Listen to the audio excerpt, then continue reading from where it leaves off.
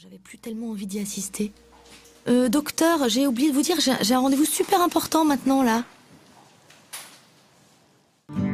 Désolée, les filles. Le bistouri, j'ai pas pu rester.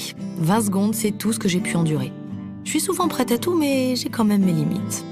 Ce que je retiens surtout, c'est que le professeur a dit « La coquetterie est une source de vie ». C'est mignon, mais c'est tellement vrai. Ah, et aussi, la bonne nouvelle du jour, je ne suis pas mûre pour le lifting. Tant mieux. Bon, la chirurgie, c'est fait. Qu'est-ce qu'il nous reste? Ah, les injections.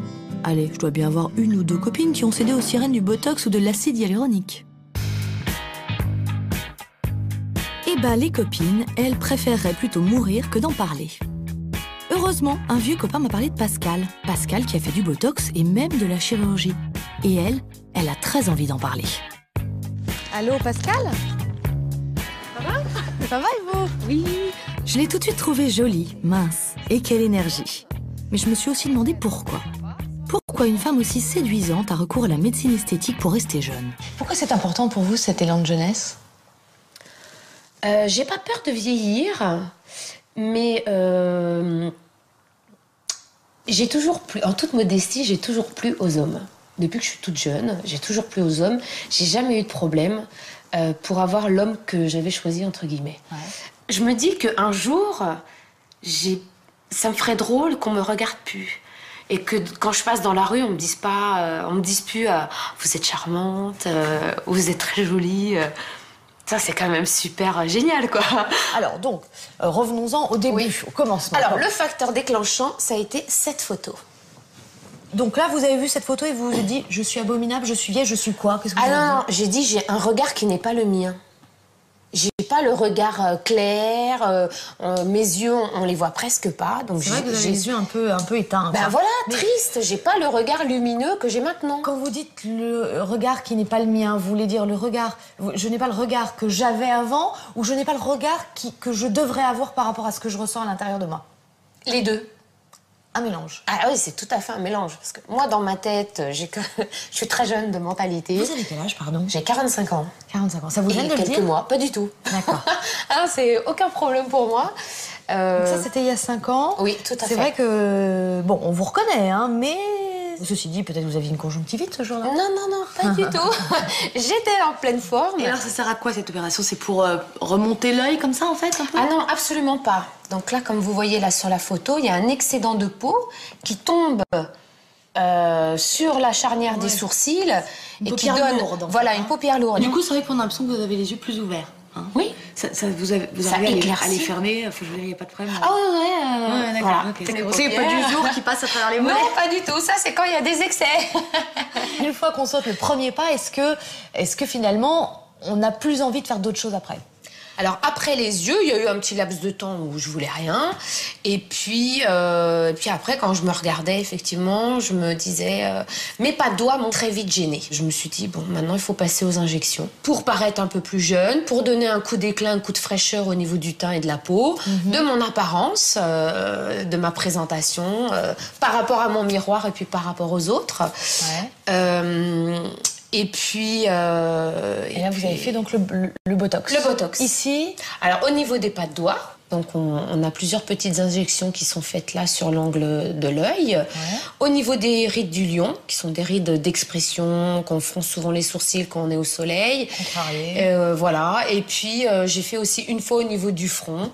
Mais je n'ai pas perduré au niveau du front parce que je trouve que je ne suis pas spécialement oui, non, vous êtes pas marquée. Voilà. Incroyable cette Pascal, on a l'impression qu'elle va faire ses injections comme on va chez le dentiste. J'ai passé un peu de temps avec elle, on a parlé de tout plein de trucs et quand elle m'a dit qu'elle avait rendez-vous la semaine d'après chez son médecin pour ses prochaines injections, je lui ai dit « Ça t'embête si je viens avec toi ?»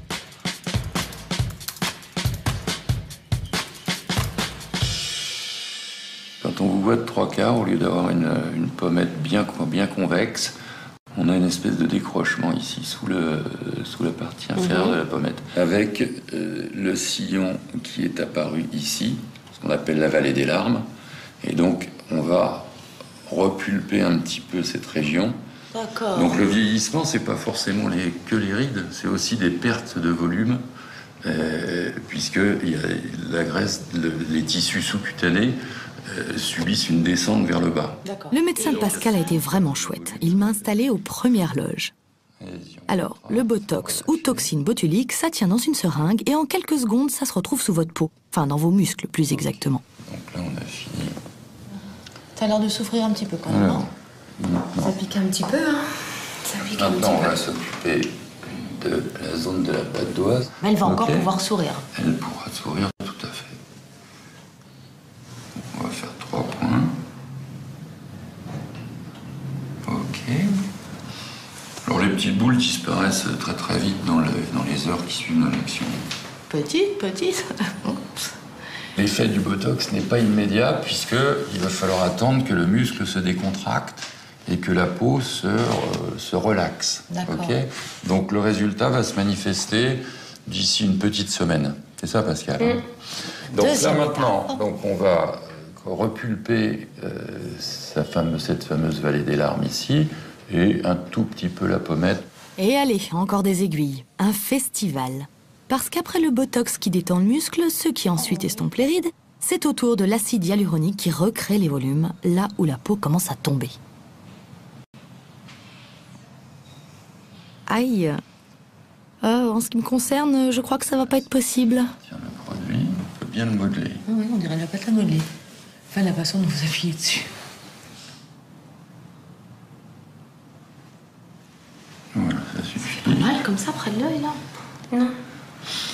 Et quand on fait les cernes, pareil, il faut piquer au contact osseux puisque la peau au niveau de la cerne est très très fine.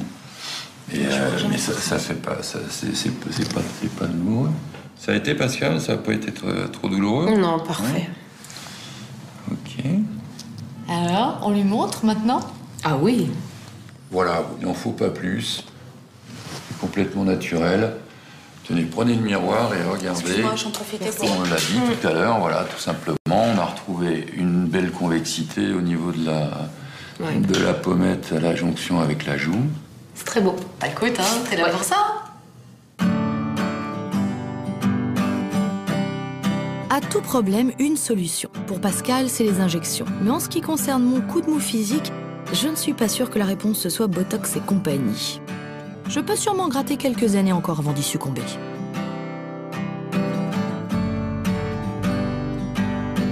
En attendant, il faut absolument que je trouve un truc à essayer. J'ai promis aux copines. Et plus sérieusement, ma peau n'est franchement pas au top en ce moment. Eh oh, le reste du monde.